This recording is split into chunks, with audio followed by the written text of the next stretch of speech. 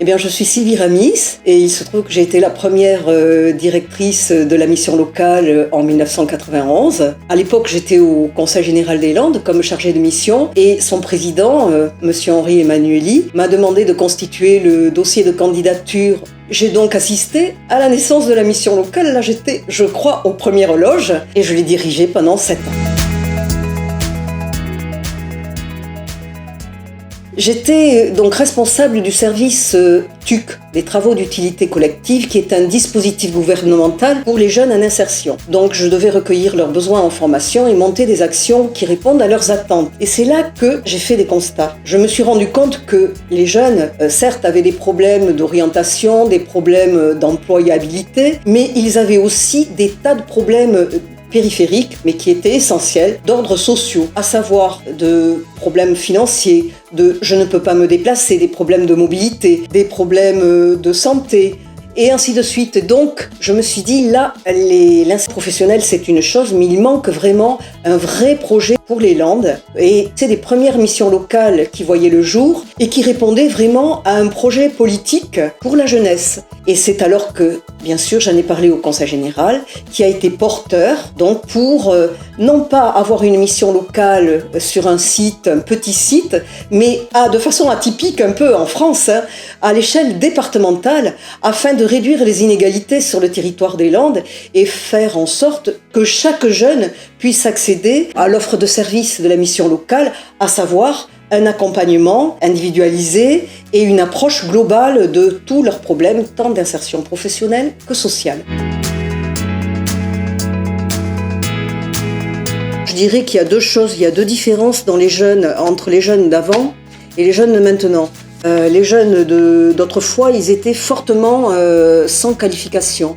Donc les problèmes se sont déplacés vers des jeunes diplômés, donc faiblesse de l'employabilité du fait qu'il n'y avait pas de diplôme. Et c'est de ce constat-là que Bertrand Schwartz est parti. Bertrand Schwartz, qui c'est le père des missions locales. C'est lui qui, en 1981, a remis un rapport avec des recommandations sur l'insertion professionnelle et sociale, ce qui était une nouveauté.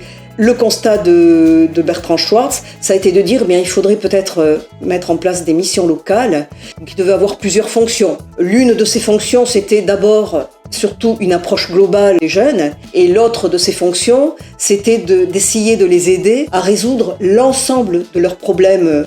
Là, il s'agissait de couvrir le territoire, de pouvoir être au plus près des jeunes et de mobiliser les acteurs, qu'ils soient d'ordre sociaux ou institutions, pour œuvrer ensemble à l'insertion professionnelle et sociale des jeunes.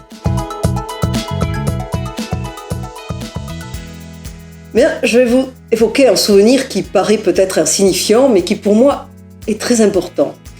À l'époque, donc dans les années 90, la délégation à l'insertion des jeunes nous a demandé de dresser des portraits de jeunes que l'on avait accompagnés. Des portraits un petit peu particuliers, pour montrer que l'on peut s'en sortir. L'un, c'était un jeune qui était issu d'un milieu social complètement défavorisé. Le second, lui, il était sans emploi, donc sans ressources. Il avait eu affaire à la justice. Et ces deux jeunes n'avaient aucune idée quant à leur avenir, bien sûr n'avaient aucun diplôme, et ils sont arrivés à la mission locale. Alors on les a écoutés, on a cru en eux, et donc ils ont découvert tous les deux leur voie. Le premier, il est devenu fleuriste. Mais il a fait un apprentissage de fleuriste et il a terminé au niveau de l'Aquitaine comme meilleur apprenti. Un des membres du jury l'a de suite embauché dans son magasin de fleuriste. Le second, lui, il a découvert qu'il était passionné par le cirque et il a trouvé un emploi dans un des cirques. Il est parti faire la tournée au niveau national. Donc tout cela, ça tient finalement à l'accueil qu'ils ont eu à la mission locale, à l'accompagnement qu'ils ont eu, à l'écoute qu'ils ont eu. On a cru à eux, on les a aidés. Donc ce que je dirais, je terminerai là-dessus, c'est que je crois qu'il ne faut jamais douter, jamais désespérer, et qu'à partir du moment où on est là, ils peuvent rebondir et trouver leur voie.